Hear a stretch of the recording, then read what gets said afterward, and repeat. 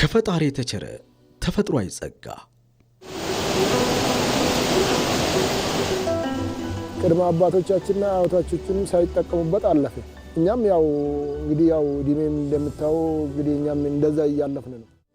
ግና በትጋት ከሰሩበት በጥፍ የሚለግስ ለማፈር አቀበት ቁልቁለት ደጋ ወይና ደጋ ቆላማው የአየር ንብረት ሁሉን የታደለች ድንቅ ሀገር ናት ኢትዮጵያ። የተፈጥሮ ሀብቷን በአግባቡ መጠቀም ሳትችል የሰነበተችዋ ኢትዮጵያ ከሀገራዊ ለውጡ ማግስት ቁጭትን ከብልሃት ጋር አዳምራ የግብርናውን ክፍለ ኢኮኖሚና የቱሪዝም ሀብቶቿን ከድባት ያላቀ ያስመዘገበችው ለውጥ አጃኢብ ያስብላል።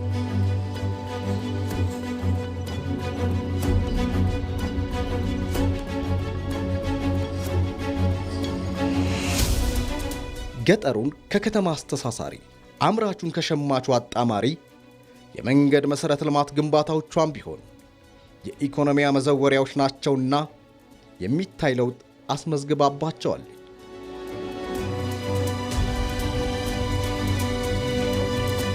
መንገድ መጓዣ ብቻ ሳይሆን የኑሮ ጥበብና የነገዋ ብሩህ ኢትዮጵያ ማሳያ ነው።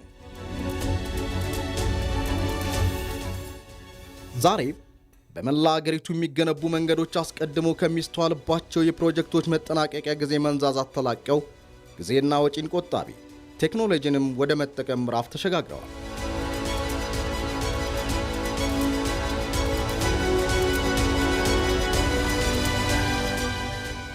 መገኛችን ማዕከላዊ ኢትዮጵያ ክልል ነው። የመንገድ ግንባታ ፕሮጀክት መጠሪያ ስም ደግሞ ቦነሻ አጫሙ የመንገድ ሥራ የሐላባ ውልባረግ ወራቤ አዲስ አበባ ብሎ የሚሄደውን መንገድና ከሆሳና ወራቤ አዲስ አበባ የሚሄደውን መንገድ የሚያገናኝ ሊንክ ሮድ ነው።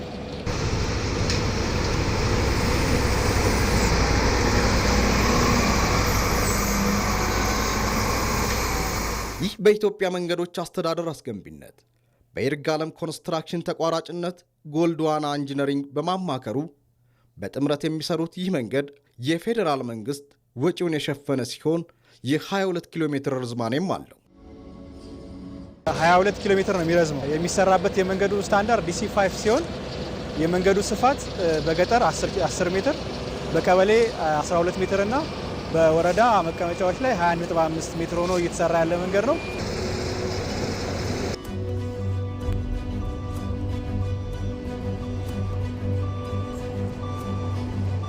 አሁን ላይ ፕሮጀክቱ 91% ደርሷል። ማለት የፊዚካል ፕሮግረስ ነው። ይሄ ማለት የማቴሪያሉን ሳይት ላይ ያመረትናቸው ሰፕላይ ያደረግናቸው ነገሮች ኢንክሉድ አድርጎ ማለት ነው። አሁን ላይ 91% ደርሷል። ያ ማለት የሙሌት ስራ፣ የስትራክቸር ስራ፣ ሁለት ከተሞች እና የቀበሌ ሴክሽኖችም በጠቅላላ ስራቸው አልቋል። የዲችም የስላብ ከልቡ ኤቭሪቲንግ። አሁን እንዳያችሁት እየሰራን ያለን ነው የፔቪንግ ስራ ነው ማለት ነው። ፔቪንግ ስራ እንግዲህ ይሄ ቤስ ኮርስ እና አስፋልት የማንጠፍ ስራ ይሆናል እየሰራን ያለ ነው።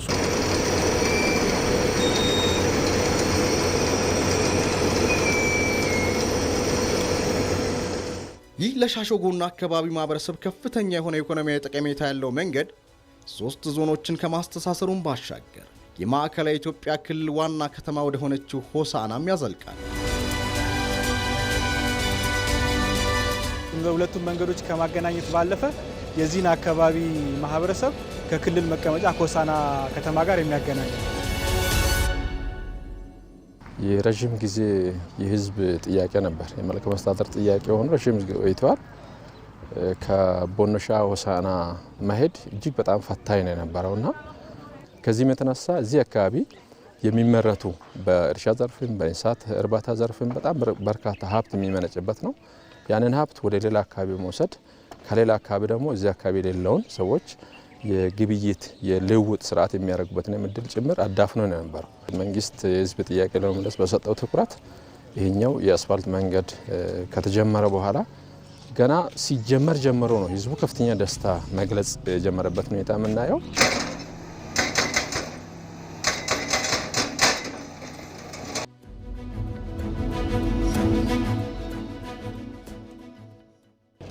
ኦልሞስት የዞርክ ስራ ሙሉን ጨርሰናል። የስትራክቸር ስራዎች ኦልሞስት ሁሉም አልቀዋል። ወደ 6 ቦክስ ከልቨርት፣ 1 ብሪጅ እና 53 የሚጠጉ ከልቨርቶች አሉ። እነሱ ሁሉም ነገር ተጠናቋል። የአፈር ቆረጣና ሙሌት ስራው አልቋል። የሰቤስ ስራም ኦልሞስት ከተወሰነ ከ500 ሜትር በስተቀር ሁሉ ያለቀ ነው። ስለዚህ የሚቀረን ምንድነው የፔቭመንት ስራ፣ የቤስ ኮርስና የአስፋልት ስራ ነው። የቤስ ኮርስ ስራም ሲግኒፊካንትሊ ተሰርቷል። አስፋልቱ አሁን እንደምታዩት ኪሎ ሜትር በአንድ ሳይዝ 9 ላይ ደርሷል። አጠቃላይ ከ8 ኪሎ ሜትር በላይ ሰርተናል። ካምፓኒው ሪኳርመንቶቹን አሟልቶ ገብቷል። አድቫንስን ፕሮሰስ አድርጎ ወስዷል። እንደ ካፒታል አድቫንስን ይዞ ነው እንግዲህ እየሰራ የጀመረው ማለት ነው። ዛት ሚንስ እስከ 20% 559 ሚሊዮን ብር ፕሮጀክት ነው። ስለዚህ እዛም 20% ይዞ ምናልባት እሱ በቂ ላይሆን ይችላል። ብዙ ሪሶርሶቹ እንደምታዩቸው የኦን ናቸው። በዛ መሰረት የተጀመረው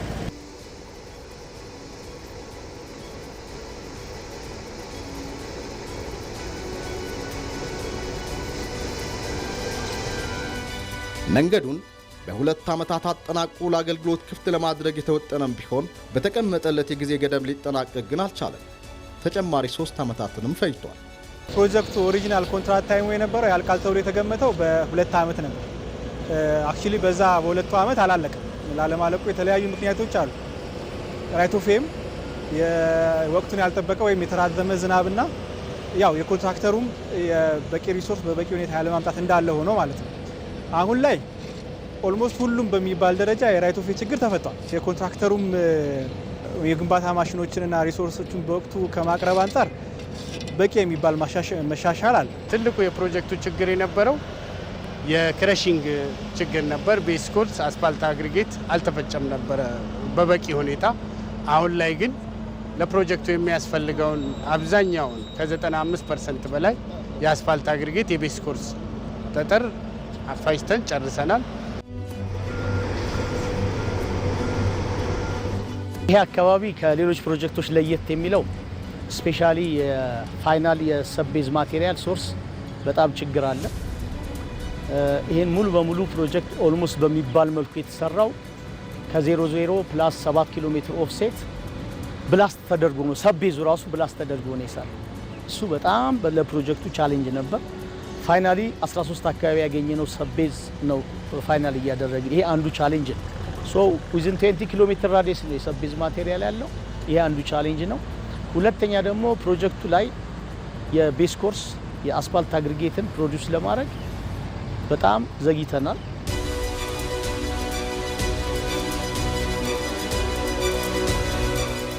አሁን ላይ ተቋራጩ ይርጋለም ኮንስትራክሽን የነበረበትን ውስንነት ቀርፎ ጥራት ላለው ግንባታ በቂ ትኩረት ሰጥቶ በቤተ ሙከራ ተፈትሸው ማለፍ የቻሉ የግንባታ ቁሶችን በመጠቀም ወደ ድምዳሜው ተቃርቧል።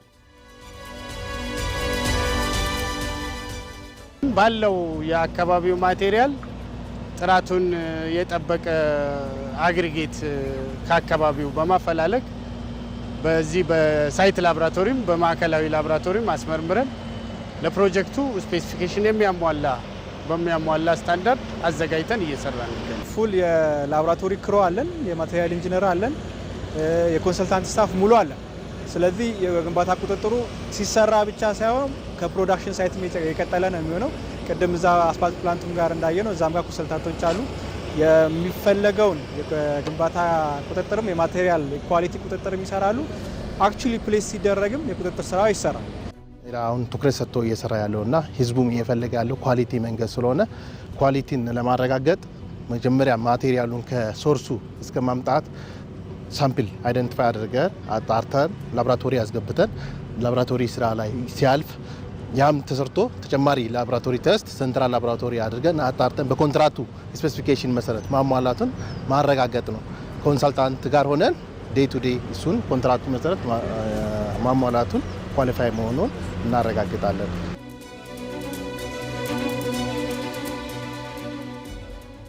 የመንገዱን መሰራት ተከትሎ የአካባቢው ልማት ተነቃቅቷል። የአልሚ ባለሀብቶች በሻሸጎ ወረዳ የእናልማ ጥያቄ አሁን ላይ ጨምሯል። ለምሳሌ አሁን በነሻ ከተማ ላይ ሻሸጎ ላይ በገጠርም በከተማ በርካታ ኢንቨስትመንት ፍላጎቶች አሉ።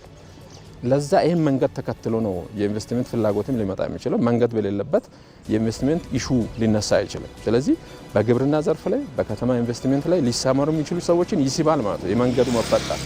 ስለዚህ ይሄ አርሶ አደሩን ያነቃቃል፣ መንግስት ሰራተኛውን ያነቃቃል። ስለዚህ ሰው በሚሰማራበትም በተሰማራበት መስክ ላይ ውጤታማ የሚሆንበትን እድል የማስፋት ነገር አለው።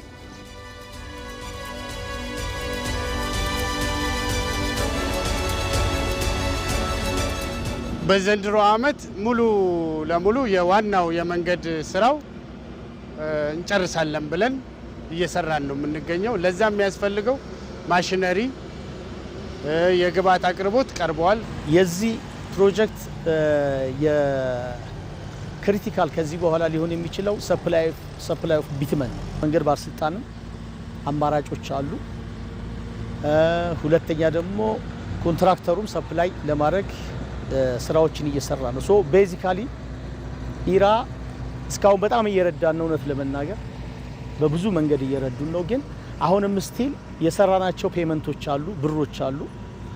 እነዚህም በአስቸኳይ ተለቆ እነዚህ የሚያስፈልጉን ቢትመኖች ሙሉ ስቶክ እናደርጋለን። የዚህ ፕሮጀክት ደግሞ ትልቁ አድቫንቴጅ ፔመንት ከወጣ በኋላ ፕሮጀክቱ ነው የሚያስተዳድረው። በጆይንት አካውንት ነው ማኔጅ የምናደርገው። ሶ ያለን ፔመንት ከተለቀቀና ቢትመን በአንድ ያው ሰፕላይ ቢሆን ኦልሬዲ እኛም ፕሮሰስ ላይ ያለ ነው አለ ኢራም እየሄደበት ያለ መስመር አለ። ሰብስታንሻሊ የአስፋልት ስራን ሜጀር የፔቪንግ ስራዎችን እንጨርሳለን ብለን እናስባለን።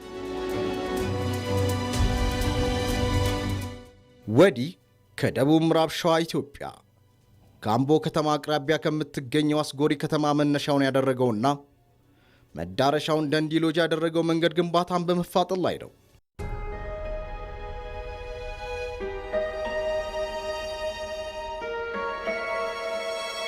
ፕሮጀክቱ ያው እንዳያችሁት ከአስጎሪ ይጀምራል እስከ ኮቶባ ነው። ስለዚህ ከአስጎሪ ጀምሮ እስከ ደንዲ መገንጠያ አለ።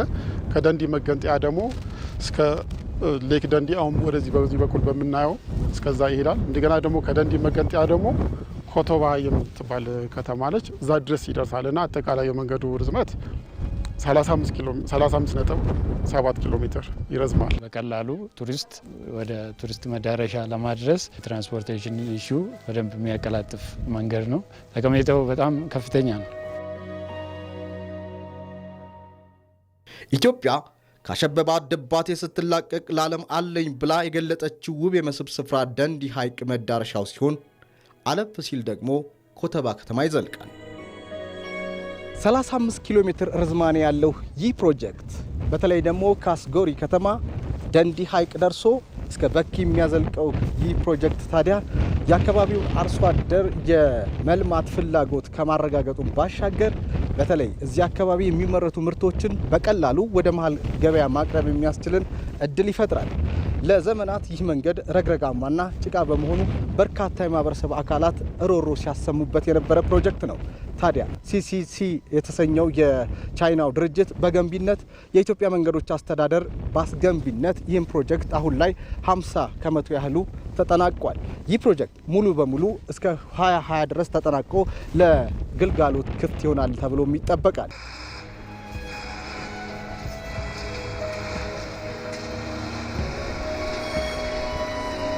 Up to now, we totally finish. የመንገዱን 50 በመቶ አጠናቀናል። መንግስትም ቢሆን የመንገዶች አስተዳደር ድጋፋቸው ጥሩ ነው። የነዳጅ አቅርቦትና የክፍያ መዘግየት ትንሽ ፈትኖናል። Our project have two main issues. One is about the fuel problem. The second is the payment problem. የዚህ ፕሮጀክት ጠቀሜታው ከቱሪስት አምባ መዳረሻነቱን ባሻገር የአስጎሪ ደንዲ ኮተባ ነዋሪዎችን የረጅም ጊዜ ጥያቄ ምላሻቸውም ነው። ቄረንሳ ወንዝ የሚባል አለ። ሰው የሚበላ ክረምት የማያሻግር ነበረ። አሁን ድልድሉ ከተሰራ በኋላ ሰው ያሻግራል። 20 ፈረስ ከብቶች ሁሉ እዛ ላይ ነው የሚያሻግሩት እና በጣም ደስ ብሎናል። ምርጫ ሲቋቋም ሲዘጋጅ የህዝብን ስነ ልቦና እያዩ እዚህ አካባቢ ይፈልጋል። የመሰረተ ድንጋይ ጥሎ ያልፋል። ህዝቡ በቃ ስራ ተፈጠረልኝ ይላል። ቶሎ ለስራ ውድል ይሄ የጀመረውን ይጨርሳል፣ የማይጀምረውን አይጀመርም የዚህን ጊዜ ጠብቁ ይላል። የቆምንበት አካባቢ እዚህ ይሄኛው ክረምት ማንም በዚህ አልፍም እንኳን በእግር ፈረስም ከዚህ ጭቃ ውስጥ ረግረጋማ ቦታ ነው። ይሄ አሁን ስታይ በኢኮኖሚ በተለይ ወጣቱ ክፍል ባጃጅ ገዝቶ ሞተር ገዝቶ ይጠቀማል፣ ህብረተሰቡ ይጠቀማል እና ያ ሁሉ ብዙ ጠቀሜታ አለው። ሰው ያውቃል፣ ውሸትንም አይፈልግም፣ እውነቱንም አይክድም። ይሄ ለእኛ ከፍተኛ እድል ይፈጥራል ብለን የምናስበው ዛሬ መንገዱ የዛሬ 2 ዓመት ሜዳ ነው። ይሄ 2 ዓመት አልሞላም። ይሄ ካምፕ ተሰራው። ይሄ አስፋልት አዲስ አበባ ቀለበት መንገድ የመሰለ መንገድ በእኛ ወንጪ ደንዲ በዛ ገብቶ ኢኮ ቱሪዝም ፈረንጆች ሲመጡ እድር ይፈጥራል። ሰው ፈረስ ይዞ የተለያየ በማህበር ተደራጅቶ ይቀበላል። ለስላሳ ይሸጣል፣ ውሃ ይሸጣል፣ ቆሎ ይሸጣል፣ ምን ይሸጣል። ለወደፊት ወጣቶች ስራ የሚያገኙበት መንገድ እንጂ ለወደፊት እኛ ጋር ያለው ተስፋ የጨለመ ተስፋ አይደለም።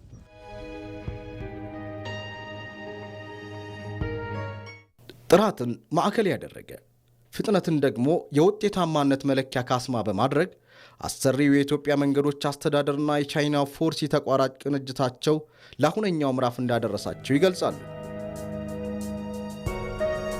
ፕሮጀክቱ በጀት ወደ 3.8 ቢሊዮን አካባቢ ነው። የተወሰነ ተጨማሪ ስራዎች አሉ። እንዳልኩ ቅድም የሚጠናቀቀው የ2 ዓመት ተኩል ፕሮጀክት ነበር።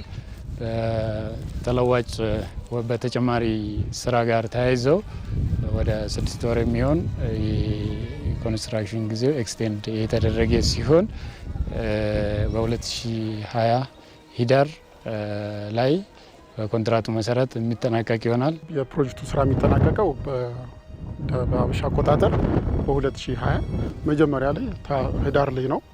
ሆኖም ግን አሁን ቅድም እንደገለጽኩት 50% ደርሷል። አስቸጋሪ የሚባሉ ስራዎች ጨርሰናቸዋል። የአፈር ቆረጣዎች፣ የሙሌት ስራዎች፣ ዲቾች ቅድም ያልኳቸው እነሱን አሁን ተጠናቀዋል። ዜርፎር ከዚህ በኋላ የቀረውን 50% እስከ 2020 አይደርስም። አሁን ባለው ፔስ ወይ ደግሞ አካሄድ በ2019 እንደ ኢትዮጵያን አቆጣጠር ያልቃል ብለን ነው እንግዲህ እየሰራን ያለ ነው። Right now already the rainy season started, so I think end of the August our project will add a lot of motion, and after your country the new year, I think please solve the 2 main issues. One is the fuel problem. The second one is the payment. Then after that, I think this project we can quickly finish.